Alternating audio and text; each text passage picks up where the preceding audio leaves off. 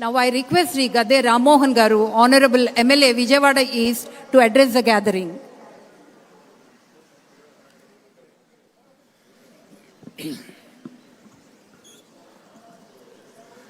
అందరికీ నమస్కారం.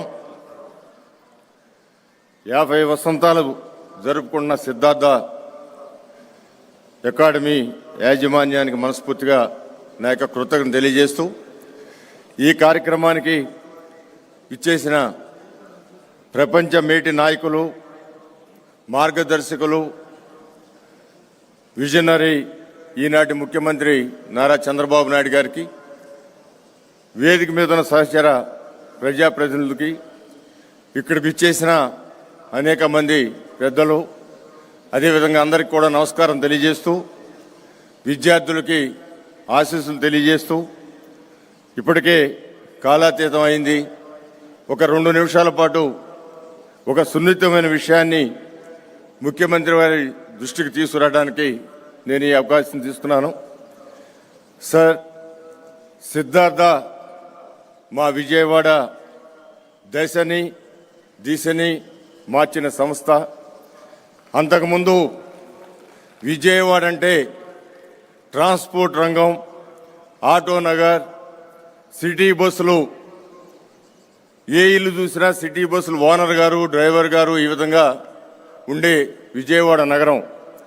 సిటీ బస్సులు అంటే గాలిలో ఎగిరే బస్సులుగా విజయవాడలో ఉండేది. అలాంటి నగరాన్ని విద్యలవాడగా మార్చిన సంస్థ సిద్ధార్థ. ఎందుకంటే నేను కూడా 5 పర్యాయాలు మీ ఆశీస్సులతో ఇక్కడ శాసనసభ్యులుగా, ఒకసారి పార్లమెంట్ సభ్యులుగా ఉన్నాను. నా నివాసం కూడా ఈ సిద్ధార్థ సంస్థల మధ్యలోనే నా నివాసం ఉండేది. ఈ సంస్థ ఎదుగుదలని కళ్ళారా చూసిన వ్యక్తిని నేను. ఈ సంస్థకి ఒక సున్నితమైన విషయంలో అనేక పర్యాయాలు ఒడిదుడుకులు లోనవటం, యాజమాన్యం ఇబ్బంది కలగటం నేను చూశాను.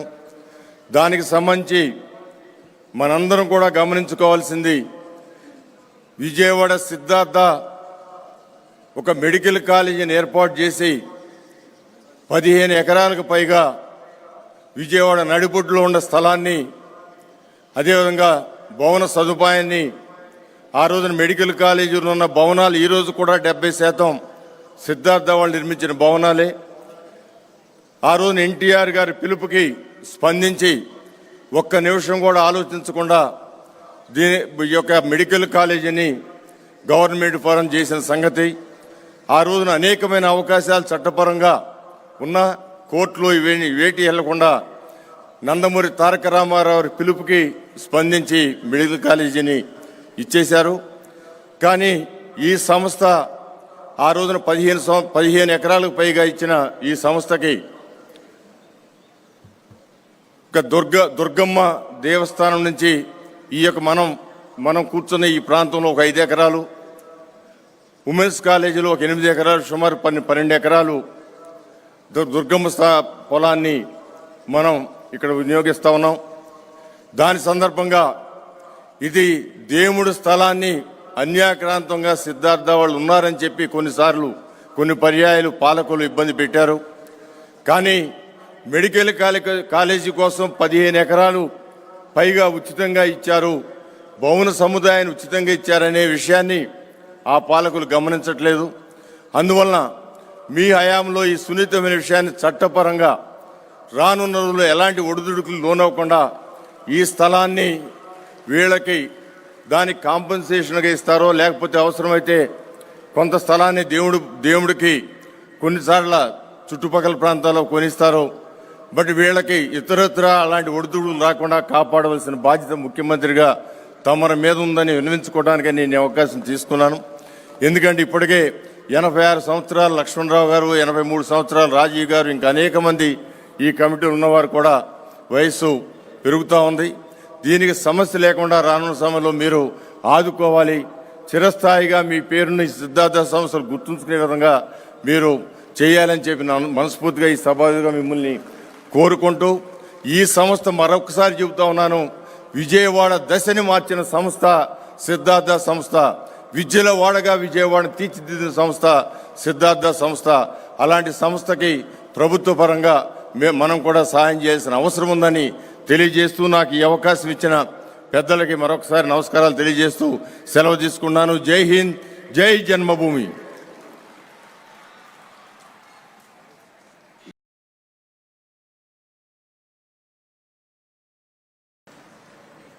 మాన్యులు విజయవాడ పార్లమెంటు సభ్యులు శ్రీ కేసినేని శివనాథ్ గారు ప్రసంగిస్తారు.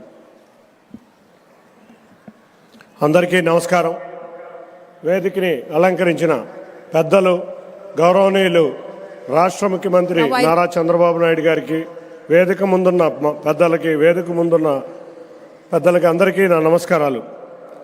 ఇవాళ విజయవాడ విద్యావాడ అంటే అది సిద్ధార్థ అకాడమీ ద్వారా వచ్చినదే. అసలు విజయవాడ నగర అభివృద్ధిలో Siddhartha medical college, Siddhartha academy యొక్క సృష్టి విజయవాడ నగర అభివృద్ధి. ఎందుకంటే ఆ రోజు 240 మంది మహానుభావులతో ప్రారంభమైన ఈ అకాడమీ తర్వాత కాలంలో ఎంతోమంది విజయవాడ నగర ప్రముఖులే కాకుండా ఈ చుట్టుపక్కల ప్రాంత ప్రముఖుల యొక్క అద్భుత సృష్టి ఈ అకాడమీ. తప్పకుండా ఆ పెద్దలకి, మహానుభావులకి అందరికీ కూడా నా హృదయపూర్వక నమస్కారాలు తెలియజేసుకున్నా. ఇవాళ దేశంలోనే కాదు, దేశ విదేశాల్లో గౌరవ ముఖ్యమంత్రి గారు ఒకటే చెబుతూ ఉంటారు, ఈ ప్రాంత ప్రజలందరూ ఎక్కడెక్కడో స్థిరపడ్డారు, ఆర్థికంగా బాగా నిలదొక్కున్నారు. అంటే ఎన్నో దేశాల్లో నిలబడిన వ్యక్తులు ఈ ప్రాంతం నుంచి, సిద్ధార్థ అకాడమీ నుంచి వెళ్ళిన వ్యక్తులే 60% నుంచి 70% వరకు ఉన్నారంటే అది ఈ సిద్ధార్థ అకాడమీ యొక్క స్ట్రెంత్ అని తెలియజేసుకుంటున్నాం. నిజంగా 80 సంవత్సరాల వయసులో ఎంతోమంది అకాడమీ పెద్దలు నిస్వార్థంగా ఒక్క సీటు కూడా రికమెండేషన్ ఉండదు. మేము చిన్నప్పుడు మేము లేకపోతే కొన్ని సమయాల్లో సిద్ధార్థ అకాడమీలో సీటు రావాలంటే మా వల్ల అయ్యేది కాదు.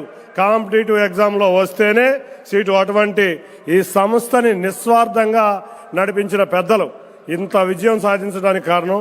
అన్నిటికన్నా ఈ అకాడమీ చేసుకున్న ఇంకొక అదృష్టం ఏంటంటే సిల్వర్ జూబ్లీ ఫంక్షన్కి ముఖ్య అతిథిగా నారా చంద్రబాబు నాయుడు గారు వచ్చారు. గోల్డెన్ జూబ్లీ ఫంక్షన్ కూడా నారా చంద్రబాబు నాయుడు గారు వచ్చారు. అది ఈ అకాడమీ చేసుకున్న అదృష్టం. అది విజయవాడలో ఉంటాం మనందరం చేసుకున్న అదృష్టంగా భావిస్తున్నాం. తప్పకుండా అకాడమీ వారికి కొన్ని కోరికలు ఉన్నాయి సార్. వీళ్ళు అగ్రికల్చర్ కాలేజీ పెట్టాలని అనుకుంటున్నారు నందిగామ జగ్గేపేటలో. అందరూ కలిసి మీ దగ్గరికి వస్తే వారికి స్థలం కేటాయిస్తే తప్పకుండా పెడతారు. అంతేకాకుండా మాకు కూడా ఇక్కడ ఒక కోరిక ఉంది. Deemed university, Siddhartha deemed university చూడాలి.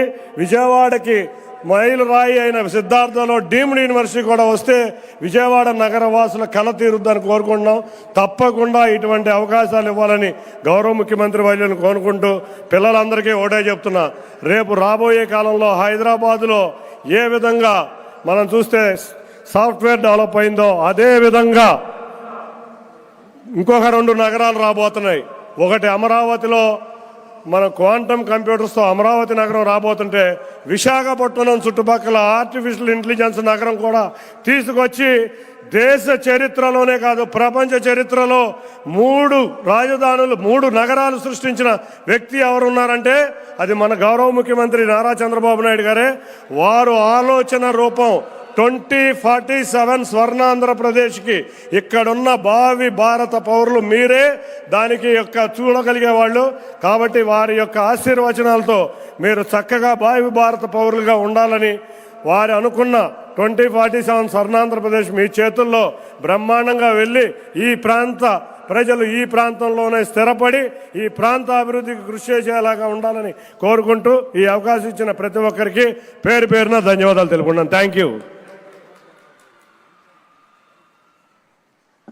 ఎన్నో మహత్తర ప్రణాళికల సృష్టికర్త, ఆంధ్రుల బంగారు కలలను సాకారం చేసే